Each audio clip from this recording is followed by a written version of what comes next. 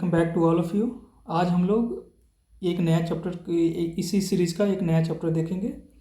इसके पहले मैं आपको बता देता हूँ, this lecture is going to be very very important from point of view of prelims. लगातार 2 क्वेश्चन पूछा जा चुका है 2024 में भी और 2025 में भी, ठीक है ना। तो लास्ट तक देखना, ज़्यादा लंबा लेक्चर नहीं रहेगा। मैं कोशिश करूँगा कि जल्दी इसको ख़त्म कर दूँगा, जल्दी जल्दी बताऊँगा, ठीक है ना। ये कोई क्लिकबेट वीडियो नहीं है भाई। याद रखना कि कोई भी पेड आपका कोचिंग कुछ भी इससे बेटर नहीं प्रोवाइड कराएगा। आपका बस इतना काम है कि जो सब्सक्राइब बटन है उस पर टिक करो और शेयर करो, इसको लाइक करो, ठीक है ना। जल्दी करते हैं शुरुआत without wasting time.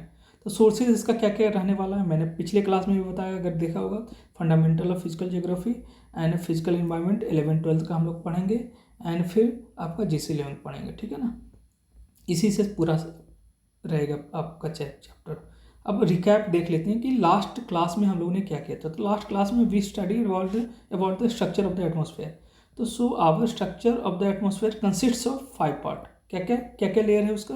Troposphere, stratosphere, mesosphere, thermosphere which is also known as ionosphere and exosphere, ठीक है ना। ये हम लोगों ने पिछले क्लास में पढ़ा था कि कैसे ट्रोपोस्फेयर में क्लाइमेटिक हैपनिंग होता है, स्ट्रेटोस्फेयर में ओजोन लेयर होता है, एयरप्लेन भी वहीं मूव करते हैं, मेसोस्फेयर में आपका मेटेओराइट बर्निंग होने लग जाता है, आपका आइनोस्फेयर में रेडियो वेव कैसे रिफ्लेक्ट होता है, जैसे कि आपका वेव ऐसे ऐसे जा रहा है, ये आपका आइनोस्फेयर है, तो ये टकरा के वापस ऐसे चला जाएगा, ठीक है ना। एक्सोस्फेयर आउटर एटमॉस्फेयर हो गया, ठीक है।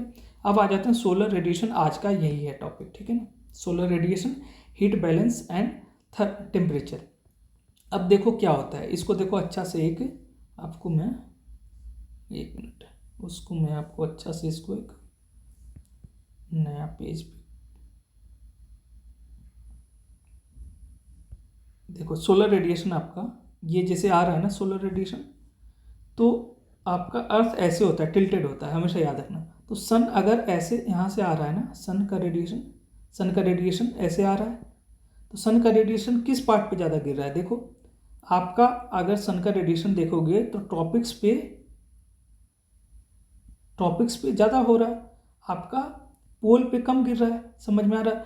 That's why we say that polar regions is less heated by sun radiation with respect to tropics. समझ में आ रहा है? तो सन जो है, अर्थ जो है, वापस उसको रेडिएट बैक भी करता है। क्यों रेडिएट बैक करेगा? अगर आपका सन जो है पूरा का पूरा रेडिएशन आपका अर्थ एब्जॉर्ब कर लेता सन का, तो ये तो कुछ सालों के बाद या कुछ सेंचुरीज के बाद बहुत ही ज़्यादा हीट हो जाता, लेकिन ऐसा तो होता नहीं है। That's why we say that earth radiate backs all the heat absorb from the sun, all the heat. समझ में आ रहा है? जो हम लोग अभी हीट बजट में भी पढ़ेंगे, ठीक है ना, कि कैसे होता है, ठीक है। तो इसी हीटिंग इफेक्ट की वजह से देखो, यहाँ पे ज़्यादा हीटिंग हो रहा है, यहाँ पे कम हीटिंग हो रहा है।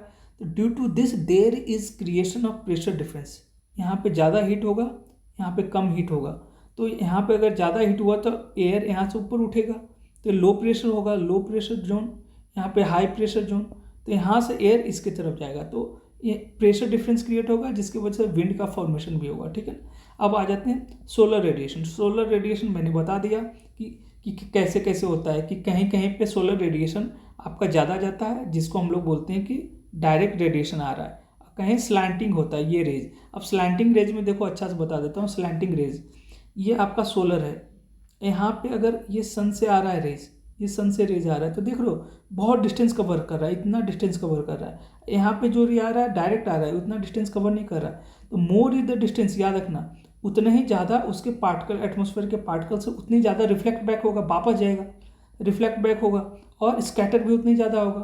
तो दोनों इम्पैक्ट की वजह से यहाँ पे हीटिंग इफेक्ट ज़्यादा होता है इस पार्ट पे, यहाँ पे हीटिंग इफेक्ट कम होता है, क्योंकि रेडिएशन पूरा इंटेंसिटी के साथ पहुँच ही नहीं पाता इस एरिया में। समझ में आ रहा है? ये इसी बोलते हैं स्लैंटिंग रेडिएशन इंसुलेशन। समझ में आ रहा है? नहीं आ रहा है? ठीक है ना। तो इसको बोलते हैं स्लैंटिंग इंसुलेशन, और इसको बोलते हैं डायरेक्ट इंसुलेशन। समझ में आ रहा है? अब आ जाओ कि सोलर रेडिएशन मैंने बता दिया कि वहाँ ज़्यादा होता है, वहाँ पे कम होता है। तो अर्थ रिसीव्स मोर और लेस 1.94 एवरेज है, ठीक है ना, कैलोरी पर स्क्वायर सेंटीमीटर पर minute at the top of the atmosphere. याद करने का चीज़ है, इसमें कोई समझने वाली बात नहीं। अब आ जाओ कि पेरिहीलियन क्या होता है, एपिहीलियन क्या होता है। देखो पेरिहीलियन क्या होता है, मैंने कैसे याद किया था। एपिहीलियन मीन्स अवे, पेरिहिलियन मीन्स पास में, ठीक है ना। तो मैंने ऐसे याद किया, तो पास में अगर उसका देखोगे डिस्टेंस तो 1.47 इंटू 10⁸ किलोमीटर होता है। एपीलियन में 1.52 इंटू 10⁸ किलोमीटर होता है। तो इसकी वजह से अगर आपको ये लग रहा है कि मानो ये सन है, ये है आपका पेरिहिलियन, ये आपका है एपीहिलियन, तो ये दूर है तो यहाँ पे ठंड हो जाएगा, यह पास है तो यहाँ पे गर्मी, ऐसा नहीं होता है, ऐसा नहीं होता है। आपका सीजन जो चेंज होता है, it is not due to perihelion and aphelion, but it is due to the tilting of the axis of the earth. समझ में आ रहा है? अर्थ का जो एक्सिस का जो टिल्टिंग है उसी की वजह से सीजन चेंज होता है, ना कि due to its revolution. Revolution ये जो सन के अराउंड कर रहा है उसकी वजह से सीजन चेंज नहीं होता है, but due to the tilting of its axis. तो याद रखना पेरिहिलियन पे हाँ थोड़ा सा इंसुलेशन, नदी का आगे तो थोड़ा सा इंसुलेशन तो ज़्यादा होगा, लेकिन does not have much impact, उससे कोई खास फर्क नहीं पड़ता। अब आ जाते हैं, ये डेट भी मैंने बता दिया 3 जनवरी को होता है, ये 4 जुलाई को होता है। देखो एक और लॉजिक बता देता हूँ, यहाँ पे अगर नज़दीक रहता है और आपको लगता है कि नज़दीक आने से बहुत ज़्यादा गर्मी हो जाता है, तो 3 जनवरी को तो बहुत गर्म होना चाहिए, ऐसा तो होता नहीं, 3 जनवरी को तो ठंड होता है। तो it does not have much impact. समझ में आ रहा है? अब आ जाते हैं वेरिएबिलिटी ऑफ इंसुलेशन। अब बहुत सारा रीजन होता है आपका इंसुलेशन को जो इम्पैक्ट करता है, कौन कौन? Rotation of the earth on its axis, मैंने बताया जो टिल्टिंग ऑफ द एक्सिस की वजह से, जिससे सन यहाँ पे है तो ये वाला पार्ट अभी ज़्यादा हीटेड होगा, ये वाला पार्ट कम, यहाँ पे तो रे ही नहीं पहुँच पाएगा। ठीक समझ में आ रहा है? ये यहाँ पे तो रे ही नहीं पहुँच पाएगा, यहाँ पे रे कम पहुँचेगा। समझ में आ रहा है? तो rotation of earth on its axis की वजह से आपका वेरिएशन इन इंसुलेशन होता है। फिर एंगल ऑफ इंक्लिनेशन मैंने बताया कि ये एंगल जितना ज़्यादा रहेगा, ये देखो ये आपका अर्थ है, तो ये एंगल जितना ज़्यादा रहेगा वहाँ उतना ही ज़्यादा वहाँ पे इंसुलेशन होगा। ये जितना कम रहेगा उतना ही कम इंसुलेशन होगा। ठीक है ना? तो आपका पोलर रीजन में कम एंगल होता है, स्लैंटिंग रेज होता है, तो आपका कम इंसुलेशन है। आपका ट्रॉपिक्स में ज़्यादा इंसुलेशन है। Length of the day, obviously आप अगर 10 घंटे का कोई 10 आवर्स का कोई लेंथ ऑफ द डे है तो वहाँ पे इंसुलेशन ज़्यादा होगा और कम होगा, और कहीं पे 12 आवर का डे हो रहा है वहाँ पे इंसुलेशन ज़्यादा होगा, क्योंकि सनरेज ज़्यादा देर तक के लिए है ना अर्थ पे। ठीक है? अब आ जाओ transparency of the atmosphere. Atmosphere जितना ट्रांसपेरेंट इंसुलेशन उतना ज़्यादा आएगा, एटमॉस्फेयर जितना कम ट्रांसपेरेंट उतना कम आएगा। जैसे कि क्लाउड है, क्लाउड अगर है एटमॉस्फेयर में ज़्यादा तो वहाँ पे आने ही नहीं देगा एयर को, ज़्यादा डस्ट पार्टिकल है तो आने ही नहीं देगा। दिल्ली का स्थिति देख लो ना भाई, कहाँ आने दे रहा है अभी एयर इंसुलेशन को ज़्यादा। समझ में आना? तो ट्रांसपेरेंसी जितना ज़्यादा हो इंसुलेशन ज़्यादा हो। Configuration of the land in terms of aspect, yes अगर आप चले जाओ कोई भी स्नोई एरिया में अगर जाओगे तो जो रे गिर रहा है वो वापस रिफ्लेक्ट जल्दी हो जाएगा। समझ में आ रहा है? तो वहाँ इंसुलेशन कम होगा, वहाँ पे इंसुलेशन आ तो रहा है लेकिन रिफ्लेक्ट बैक भी एल्बिडो के कारण हो रहा है। एल्बिडो बताऊंगा कि the capability of any surface to reflect back the sun rays और the falling rays is called albedo. जैसे कि स्नो का ज़्यादा होता है विथ रिस्पेक्ट टू डेजर्ट। समझ में आ रहा है? तो ये कन्फिग्रेशन ऑफ द लैंड से भी इम्पैक्ट होता है। ये मैंने बता दिया था कि यहाँ लॉन्ग डिस्टेंस कवर कर रहा है तो कम होगा यहाँ पे इम्पैक्ट, यहाँ पे ज़्यादा इम्पैक्ट होगा। ठीक है? अब सन ये सब मैंने बता दिया है पहले। एक चीज़ और याद रखना कि ये जो सन है, ये अपना अर्थ है ना, ये अपना जो अर्थ है, तो अपना अर्थ का ये जो एक्सिस देख रहे हो ना, ये वाला axis, this is called axis of rotation and this is called horizontal axis और द प्लेन ऑफ ऑर्बिट। इसी ऑर्बिट में घूमता है, इसी ऑर्बिट में चारों साइड घूम रहा है। ठीक है ना? ये वाला प्लेन में, this is called vertical axis. तो अगर प्लेन ऑफ ऑर्बिट से अगर देखोगे तो इसका 66.5 डिग्री टिल्टिंग होता है इसका एक्सिस का। ठीक है ना? इस एक्सिस का ये है 66.5 डिग्री, लेकिन अगर वर्टिकल से देखोगे तो 90 से माइनस कर दो 66.5 तो आपका 23.5 डिग्री हो जाएगा। समझ में आ रहा है? क्वेश्चन पूछा जा चुका है कि वर्टिकल से कितना एंगल होता है, हॉरिजॉन्टल से कितना होता है। ये मैंने बता दिया कि ट्रॉपिक ऑफ कैंसर क्या होता है, इक्वेटर क्या है, ट्रॉपिक ऑफ कैप्रिकॉर्न ये वाला है ट्रॉपिक ऑफ कैप्रिकॉर्न, यह है इक्वेटर, यह है ट्रॉपिक ऑफ कैंसर, यह है आर्कटिक सर्कल, ये तो एक्सिस ऑफ रोटेशन मैंने बता दिया। ठीक है ना? तो ये सब मैंने बता दिया आपका। ठीक है? अब आ जाते हैं लैटिट्यूड लॉन्गिट्यूड। देखो ये वाला जो पार्ट देख रहे हो ना, ये वाला पार्ट, ये दिस इज कॉल्ड लैटिट्यूड। अब ये वाला जो पार्ट देख रहे हो ना, ये वाला, ये सारे lines, this is called longitude. तो याद रखना लैटिट्यूड का डेफिनेशन क्या होगा, angular distance of a place north और साउथ, नॉर्थ ऊपर है, ये नीचे साउथ है, ठीक है ना। तो नॉर्थ और साउथ जो है ना एंगुलर डिस्टेंस, एंगुलर डिस्टेंस का मतलब ये देखो ऐसे समझो, ये पार्ट को इस प्लेस को मुझे जानना है, तो ये इसका एंगुलर डिस्टेंस कितना होगा इस प्लेन से, तो ये this is called angular distance. ये वाला इस पॉइंट को मुझे जानना है, this is called another angular distance. इसी से एक सर्कल बना दो, इसी से एक सर्कल, यही सब ये जो जितने भी सर्कल है देख रहे हो ना, ये सब यही वाला सर्कल है, समझ में आ रहा है। इस एक सर्कल पे सभी जगह एल्टीट्यूड सेम रहेगा, समझ में आ, सॉरी लैटिट्यूड सेम रहेगा। लैटिट्यूड यहाँ पे भी उतनी ही, यहाँ पे भी उतनी ही, यहाँ पे भी उतनी ही। 3D में देखोगे ना तब पता चलेगा। ग्लोब के अंदर घुस जाओ और चारों पॉइंट में, चारों साइड में अपना एक सर्कल बनाओ, तो देखोगे कि उस ग्लोब के सेंटर से सभी जगह पॉइंट सेम जा रहा है, सेम एंगल बना रहा है, समझ में आ रहा है। तो इट इज़ 181 इन नंबर, 90 ऊपर 90 नीचे और बीच का एक आपका equator, it is 181 in number. Longitude क्या होता है, angular distance of place east और वेस्ट ऑफ प्राइम मेरिडियन। ये आपका प्राइम मेरिडियन है, समझ में आ रहा है, ये ग्रीनविच लाइन से जाता है, लंदन में है, तो इसका ईस्ट और वेस्ट इधर और इधर वो एंगुलर डिस्टेंस, अब ये वाला एंगल, ये वाला एंगल, ये वाला एंगल, ये वाला एंगल, समझ में आ रहा है, this is called angular distance east और वेस्ट, उसको बोलते हैं लॉन्गिट्यूड। और ये कितना होता है 316 नंबर, जैसे उसमें 180। अब आप इसमें बोलोगे सर 361 क्यों नहीं है, 361 इसलिए नहीं हुआ क्योंकि जब यहाँ से देखो ये जीरो है, जीरो कभी इंक्लूड मत करो, तो 1 2 3 काउंट करोगे तो कहाँ तक पहुँचोगे, मान लो 180 तक पहुँचोगे, तो उसको इंक्लूड कर लो, लास्ट वाला भी इंक्लूड कर लो। अब यहाँ से जीरो को इंक्लूड करके 180 179 तक जाओ, जीरो को इंक्लूड करके, इधर भी टोटल कितना हुआ 180, इधर भी 180, तो टोटल कितना हुआ लॉन्गिट्यूड 360, समझ में आ रहा है। अब आ जाओ international date line. International date line एक इमेजिनरी लाइन है जहाँ पे कि इंटरनेशनली ये एज्यूम कर लिया गया कि अगर इसको राइट साइड में इसको क्रॉस करोगे तो आप you will gain a day, अगर इसको लेफ्ट साइड में क्रॉस करोगे, अभी इतने ही समझो, इसको बाद में एक्सप्लेन किया जाएगा ढंग से, अभी इतने ही समझना है। अगर इसको लेफ्ट साइड क्रॉस करोगे तो you will lose a day. Calculate कैसे करते हैं, ये डायरेक्ट क्वेश्चन आ चुका था इस बार 2025 में कि अगर हम लोग राइट पार्ट मूव करेंगे तो हम गेन करेंगे या लूज करेंगे, 2025 का क्वेश्चन है। मुझे बस ये डायग्राम याद था and I corrected the question, ठीक है ना। अब देखो 360 डिग्री में अगर एक रोटेशन पूरा करें 360 डिग्री होगा तो टाइम कितना लेगा एक रोटेशन में, 24 आवर्स। 24 आवर्स को अगर मिनट में चेंज करेंगे तो 24 इंटू 60, तो एक मिनट में कितना, एक डिग्री रोटेट करने में कितना टाइम लगेगा, 24 इंटू 60 डिवाइड बाई 360, तो एक डिग्री रोटेट करने में मुझे 4 मिनट लग रहा है, 4 मिनट में एक डिग्री रोटेट कर रहा हूँ, तो 15 मिनट में 15 डिग्री रोटेट करने में 1 घंटा लगेगा। तो एक क्वेश्चन है, इसको पॉज करना और खुद से पहले अटैम्प्ट करना, उसके बाद देखना, ठीक है ना।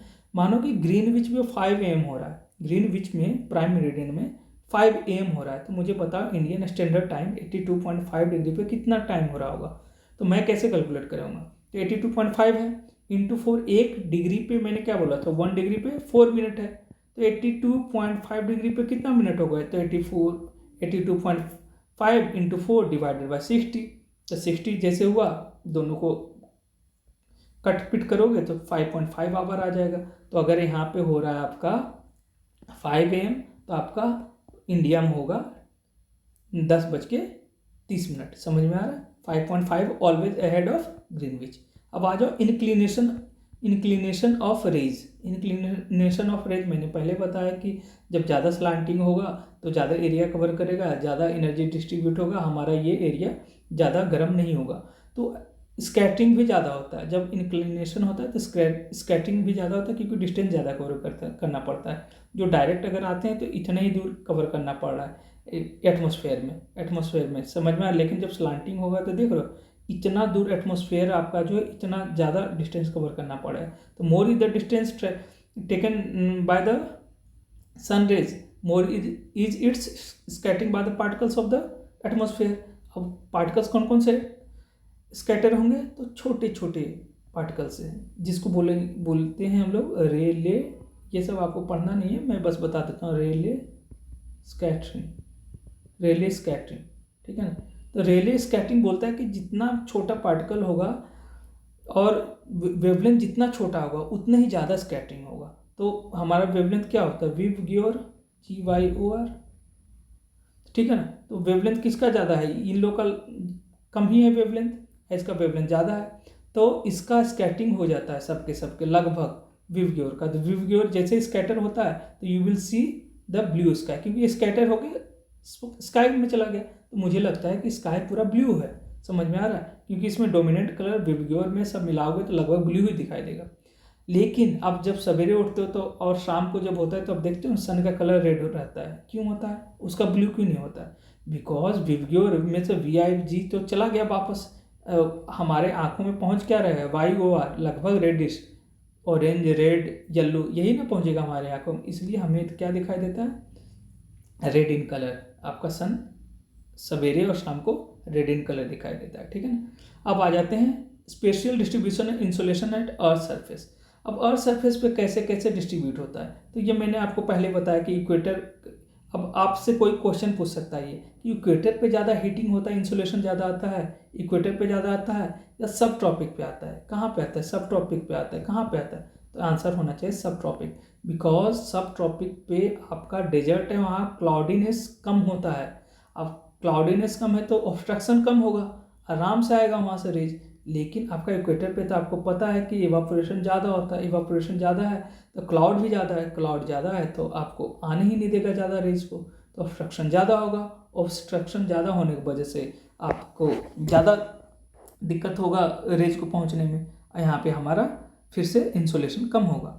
अब इंसोलेशन कम कितना होता है टॉपिक्स में? 320 याद रखने वाला फैक्ट है, ठीक है ना, इसको बताने का जरूरत, बस ये याद रखना, टॉपिक्स में ज़्यादा होता है, पोल्स में कम होता है। Insulation over continent more than ocean at the same latitude, cloudiness की वजह से अभी भी बताया कॉन्टिनेंट के ऊपर क्या होगा, क्लाउड कम होगा, और आपका जो ओशियन में होगा क्लाउड ज़्यादा होगा।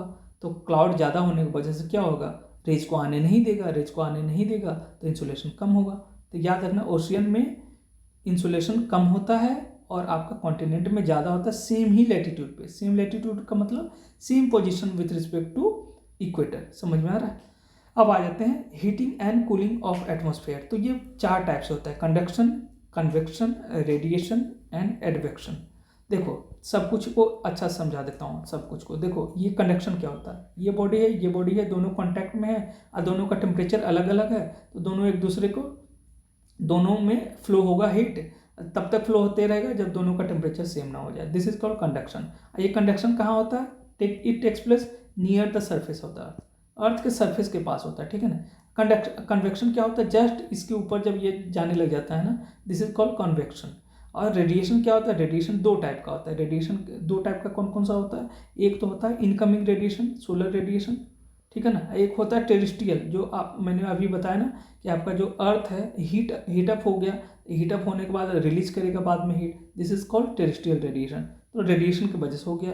अब आते हैं एडवेक्शन। एडवेक्शन क्या होता है कि आपका जो, जैसे अभी अभी मैंने बताया ना, ये आपका 2 सरफेस है, मानो ये ज़्यादा हीटेड हो गया, हीटेड हो गया तो यहाँ पे लो प्रेशर जोन क्रिएट हो गया, low pressure.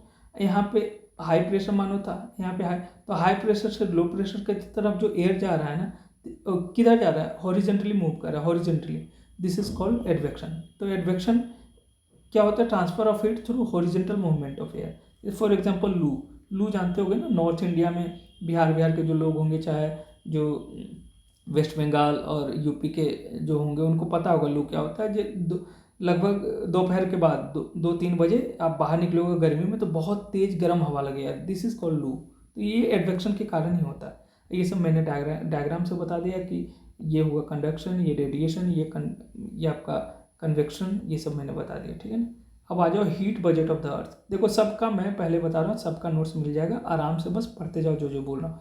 Heat budget of the अर्थ, ये सबसे ज़्यादा इंपॉर्टेंट है कि क्या क्या। देखो हीट बजट हम लोग पढ़ क्यों रहा है? देखो सन का रेज हमारे अर्थ पे लगातार आ रहा है, अगर अर्थ सिर्फ एब्जॉर्ब करते रहता पूरा हीट और वापस नहीं देता तो अभी तक तो अर्थ पे कोई लाइफ ही नहीं बचता भाई। इतना ज़्यादा हीट एक्यूमुलेट कर देता अर्थ की अभी तक अर्थ बहुत हॉट हो जाता, लेकिन ऐसा है नहीं। तो इसीलिए हम लोग हीट बजट में क्या पढ़ते हैं कि जितना अर्थ रिसीव करता है हीट उतने वापस ये दे देता है। समझ में आ रहा है? वापस दे देता है, इसलिए it neither gains nor receives any heat from sun. समझ में आ रहा है? सन से ये नेट हीट कुछ भी रिसीव नहीं करता है। समझ में आ रहा है? तो यही मैं बोल रहा हूँ, the earth as a whole does not accumulate और lose heat, the amount of heat receive through insolation is lost by the earth through terrestrial radiation. मैंने बता दिया। अब इसको अच्छा समझना कि होता क्या है। मानो कि 100% आ रहा है इनकमिंग इंसुलेशन, ठीक है ना, तो 30% तो आते के साथ ही गायब चला जाता है, आते के साथ ही वो क्लाउड से वापस चला जाता है। और उसमें ये होता है कि 27% क्लाउड हुआ, 2% एल्बिडो हुआ, 6% स्कैटरिंग हुआ, ठीक है ना। बस आपको ये याद रखना कि 35% वापस चला गया। फिर दूसरा याद रखना कि जब 35% वापस चला गया तो 65% आएगा ना, तो 65% एब्जॉर्ब होगा। कौन कौन एब्जॉर्ब करेगा? 51% तो अर्थ के सरफेस पे आ गया एंड 14% क्लाउड ही उसको एटमॉस्फेयर ही आपस में अपने में एब्जॉर्ब कर लेगा। समझ में आ रहा है? तो वो अब हम लोग को देखना है कि 51% तो अर्थ पे आया उसको वापस भेजना है, अब 14% जो एटमॉस्फेयर एब्जॉर्ब किया उसको वापस भेजना है। समझ में आ रहा है? तो यही आउटगोइंग 65% का हम लोग को कैलकुलेट करना है। तो टेरेस्ट्रियल रेडिएशन जो है ना वो 17% तो वापस भेज देता है। ये जैसे ये गर्म हुआ था तो ये वापस 17% तो डायरेक्ट चला जाता है। लेकिन जो 51% में से जब 17 माइनस करोगे तो कितना बचेगा? 34%। तो 34% जो है ना वो एटमॉस्फेयर एब्जॉर्ब कर लेता है उसको वापस में, ठीक है ना। अभी देखो 14% मैंने क्या बताया था, इनकमिंग को एब्जॉर्ब किया एटमॉस्फेयर, और 34% वापस जो टेरेस्ट्रियल रेडिएशन जा रहा था उसको एब्जॉर्ब किया। तो 14 प्लस 34 कितना हो गया भाई? 48%। तो पूरा का पूरा अगर आपसे कोई पूछेगा कि how much heat is being absorb by atmosphere, तो net is 48%। 48% net heat is accumulated by atmosphere which will be released by atmosphere by radiation। समझ में आ रहा है? ये वापस रिलीज कर देगा कुछ देर के बाद। एक्यूमुलेट तो कर लिया। तो क्वेश्चन आपसे क्या पूछेगा सिंपली कि पूरा का पूरा जो हीट एटमॉस्फेयर के थ्रू रिलीज होता है वो कितना होता है? तो यू विल सिंपली आंसर 48%। और ये मैंने बता दिया कैसे कैसे रिलीज होगा। ये 14% तो ऑलरेडी जो आते वक्त इसने एक्यूमुलेट किया था, और 34% जो टेरेस्ट्रियल रेडिएशन वाला एक्यूमुलेट किया था, ठीक है ना। बाकी में ये सब छोटे छोटे, ये 34% का 6% एटमॉस्फेयर में डायरेक्टली चला गया, 9% ये 9% है, ठीक है ना। 9% कन्वेक्शन के थ्रू हुआ, 19% latent heat of condensation. Latent heat of condensation का मतलब जो आपका क्लाउड ऊपर जा रहा था ना, तो क्लाउड जब फॉर्म होता है तो ठंडा गर्म हवा ऊपर जा रहा है, गर्म मतलब कि एवापोरेटेड वाटर ऊपर जा रहा है। तो ये जब ठंडा होगा, तो जब ठंडा होगा तो अपना हीट वापस रिलीज करेगा ना। तो this heat is known as heat of condensation. मतलब ऐसा हीट जिससे कि क्लाउड फॉर्मेशन हो रहा है, this is called latent heat of condensation, ठीक है ना। A variation in the net heat budget of the अर्थ। अब देखो क्या हुआ, तो इसमें आपने हीट बजट में क्या देखा कि जितना आ रहा था 100 तो वापस 100 चला भी गया ना, 35% तो ऊपर ही चला गया। ये जो 65% आया वापस से 65 चला गया। अब आते हैं कि लेकिन कुछ पार्ट जो है आपका अर्थ का, कुछ पार्ट ज़्यादा सरप्लस में रहता है हीट में, और कुछ पार्ट रहता है कम। अच्छा समझना क्या होता है कि आपका जैसे ये अर्थ है, तो अर्थ में मैंने बोला ना ये जो पार्ट ट्रॉपिक्स वाला जो पार्ट है, ये वाला पार्ट, ये ट्रॉपिक्स वाला जो पार्ट है वो ज़्यादा हीटेड रहेगा, ये यहाँ पे कम हीट रहेगा। अभी मैंने बताया स्लांटिंग रेज होता है, ये सब होता है, मैंने बता रखा है। तो दिस 40 डिग्री के आसपास जो होता है ना, यहाँ सरप्लस होता है। सरप्लस मीन्स इनकमिंग जो solar radiation it is more than outgoing. Terrestrial radiation जो वापस जा रहा था ना उससे ज़्यादा है, तो सरप्लस हो जाता है। डेफिसिट का मतलब मानो कि इन सरप्लस का मतलब ऐसे समझो 100 आ रहा था, अब 50 ही गया, तो सरप्लस हो गया ना 50। यहाँ उल्टा कर दो, या मानो कि 50 आ रहा था और 100 जा रहा है, तो -50 हो गया ना, तो ये डेफिसिट में है। डेफिसिट में कहाँ?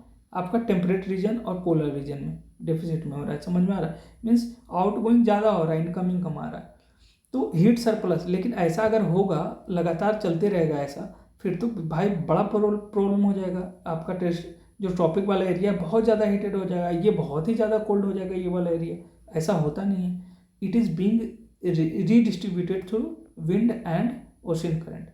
The factors controlling the temperature distribution, तो मैंने अभी बताया लैटिट्यूड की वजह से होता है। एल्टीट्यूड मैंने पिछले क्लास में बताया कि जैसे जैसे ऊपर जाओगे ना, तो टेरेस्ट्रियल रेडिएशन, देखो ये अर्थ है, तो टेरेस्ट्रियल रेडिएशन आसपास वाला जो जैसे जैसे इसके पास वाला है उसको ज़्यादा हीट करेगा, लेकिन जैसे जैसे ऊपर जाओगे वो कम हीट करेगा। उतना तो समझ में आ रहा है, जो पास में रहेगा उसको हीटिंग इफेक्ट ज़्यादा मिलेगा टेरेस्ट्रियल रेडिएशन के कारण, और जैसे जैसे ऊपर जाओगे कम मिलेगा। This is called natural lapse rate. Natural lapse rate का मतलब 6.5 डिग्री हर एक 1 किलोमीटर जैसे ऊपर जाओगे तो आपका घट जाएगा, ठीक है। थर्ड है डिस्टेंस फ्रॉम द सीड। आप ये पढ़ते आ रहे हो कि मॉडरेटिंग इन्फ्लुएंस, आप अगर कोस्टल एरिया में रह रहे हो, तो सी ब्रिज आता है और एक लैंड ब्रिज होता है, समझ में आ रहा है। ये हम लोग को पढ़ना नहीं है इस चैप्टर में, लेकिन बस ऐसे बताऊँ कि डिस्टेंस फ्रॉम द सी की वजह से भी आपका मॉडरेटिंग इन्फ्लुएंस होता है। इसी का एक इन्फ्लुएंस होता है कॉन्टिनेंशियलिटी। क्या होता है?